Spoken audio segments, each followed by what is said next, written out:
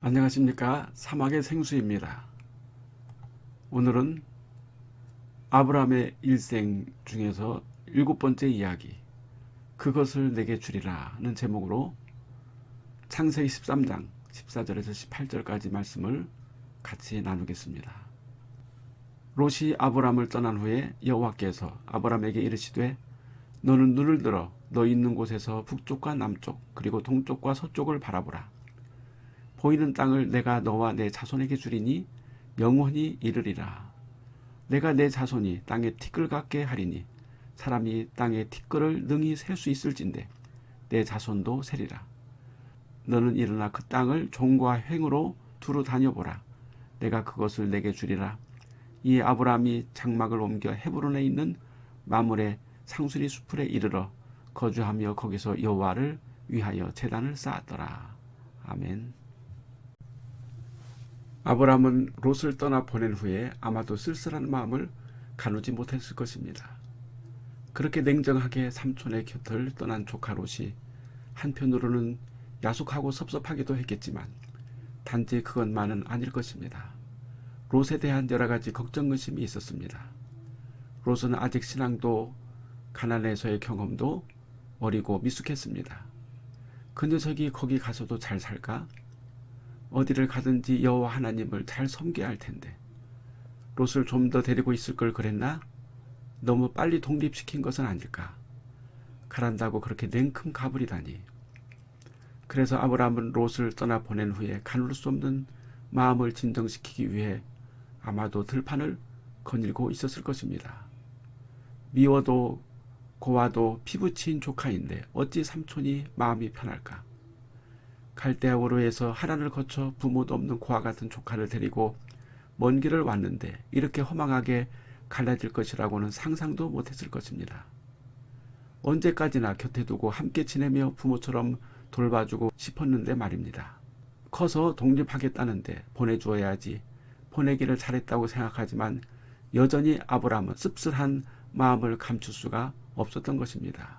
아마도 부모가 자식에 대한 마음이 그렇지 않을 이제 다 컸다고 부모의 슬하에서 떠나겠다고 짐을 싸들고 객지로 떠나는 자식들을 보면서 그래 이제 다 커서 독립해야지 생각은 하지만 그래도 못내 아쉬워 떠난 자식의 사라져버린 발자국을 환영처럼 떠올리며 안절부절하는 부모의 마음 같을 것입니다. 객지에서 밥은 잘 챙겨 먹나? 직장 생활은 잘하나? 어려움은 없을까? 그러나 그저 생각뿐입니다. 모든 것을 하나님께 부탁할 뿐입니다. 우리가 떠난 가족들의 안녕을 하나님에게 기도하듯이 아브라함은 멀리 떠난 조카 롯을 생각하며 하나님께 안녕을 기도하고 있었을 것입니다. 아브라함이 롯에 대한 이런저런 걱정에 사로잡혀 있는데 갑자기 여호와 하나님이 말씀하시는 소리가 들렸습니다. 너는 눈을 들어 너 있는 곳에서 북쪽과 남쪽 그리고 동쪽과 서쪽을 바라보라. 보이는 땅을 내가 너와 내 자손에게 주리니 영원히 이르리라. 갑자기 하나님은 정말 뜬금없이 땅을 주시겠다고 하십니다. 그것도 보이는 모든 사방의 땅을 주시겠다고 하십니다. 더구나 자손 대대로 영원히 주시겠다고 하십니다. 언제 아브라함이 하나님에게 땅을 달라고 구했던가요? 언제 아브라함이 하나님에게 땅이 좁다고 불평했던가요? 아브라함은 문득 속내를 들킨 것 같아 당황했습니다. 마치 롯이 넓고 좋은 땅을 차지한 것에 대해서 아브라함이 시기 질투라도 한 것처럼 하나님은 더 넓고 좋은 땅을 주시겠다고 하시는 것입니다. 아브라함은 아무런 생각도 없었습니다. 그냥 묵묵부답하였습니다. 어쩌면 여호와 하나님의 말씀에 대답할 필요가 없다고 생각했을 것입니다. 일시당초 아브라함이 하나님에게 구한 것이 아니기 때문입니다. 그런데 하나님은 계속해서 말씀하십니다. 내가 내 자손이 땅에 티끌 같게 하리니 사람이 땅에 티끌을 등이 셀 수 있을진데 내 자손도 세리라. 너는 일어나 그 땅을 종과 횡으로 두루 다녀보라. 내가 그것을 내게 주리라. 하나님은 한술 더 뜨십니다. 아브라함더러 보이는 땅을 종과 횡으로 즉 길이로 넓이로 두루 걸어보라. 하나님께서 말씀하셨습니다. 멀거니 서 있지 말고 내가 너에게 줄 땅을 한번 이리저리 걸어 다녀보란 말이야 하고 하나님이 말씀하시는 것 같았습니다. 달라고 하지도 않은 땅을 하나님이 주시겠다고 하시면서 믿어지지도 않는 어마어마한 넓은 땅을 두루두루 구경해보라는 것입니다. 러시아의 문호 톨스토이는 단편집에서 사람에겐 얼마만큼의 땅이 필요한가라는 글에 이런 내용이 있습니다. 소작인 바훔은 더 많은 땅을 가지는 것이 소원이었다. 땅을 조금씩 늘려가고 있던 차에 어떤 상인이 먼 고장에 가면 아주 좋은 땅을 헐값에 살 수 있다는 말을 듣고 모든 땅을 팔아 가보니 과연 상인의 정보는 정확했는데 다만 땅을 사는 방식이 좀 특이했다. 1000루블 약 17,000원만 주면은 하루 동안 걸어서 밟고 온 만큼 땅을 주되 해지기 전에 꼭 출발점에 돌아와야 한다는 것이었다. 동틀 무렵 촌장과 마을 사람들은 그를 언덕으로 데리고 가 출발시켰다. 그는 부지런히 걸어 한낮이 되었을 때 상당히 멀리 왔는데 이제 방향을 틀어볼까 할 때 점점 더 좋은 땅이 나타나므로 한참을 더 걸어간 후 방향을 꺾었다. 그는 이제 너무 지쳤다.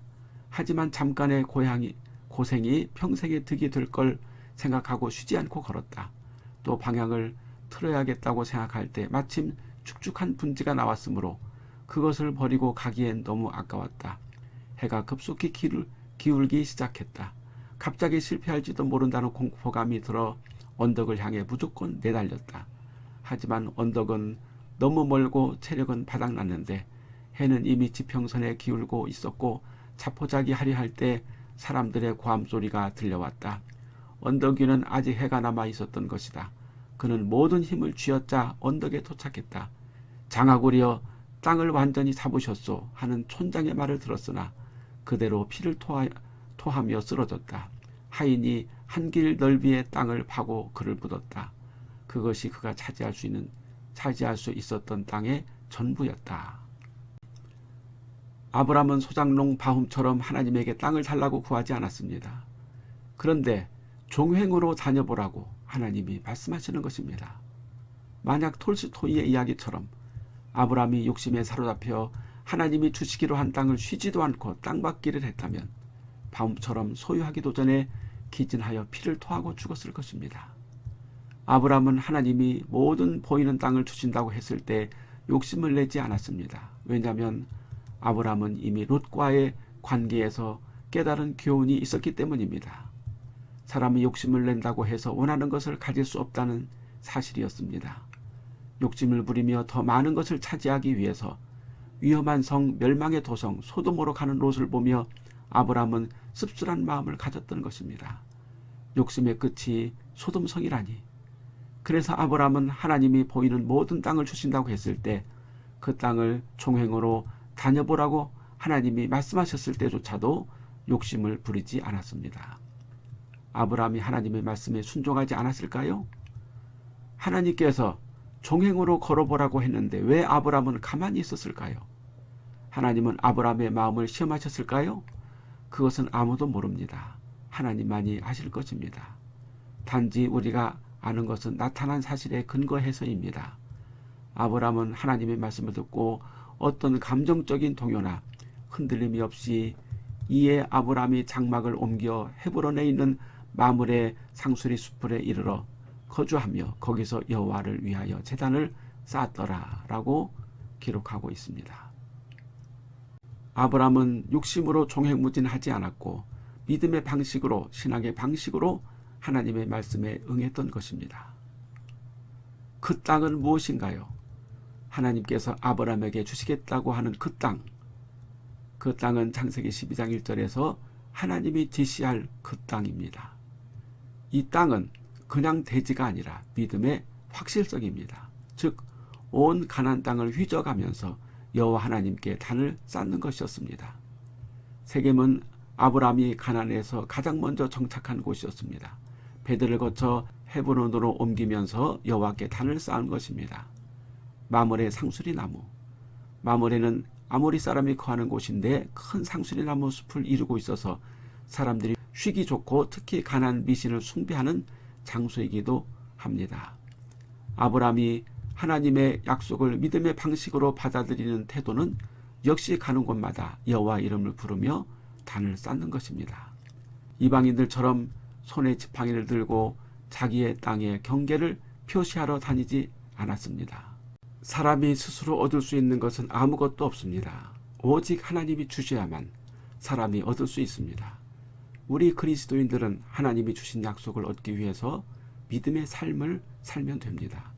세상 사람들처럼 악착같이 땅을 차지하려고 발로 품을 팔다가 지쳐서 쓰러질 필요가 없습니다. 갖고자 발버둥 치는 자는 아무것도 갖지 못하지만 하나님을 섬기며 순종하는 자는 하나님이 그에게 모든 것을 주십니다. 이것이 아브라함의 소유의 법칙이며 그 땅의 확실성입니다. 온유한 자는 복이 있나니 그들이 땅을 기업으로 받을 것이며 마태복음 5장 5절 말씀입니다.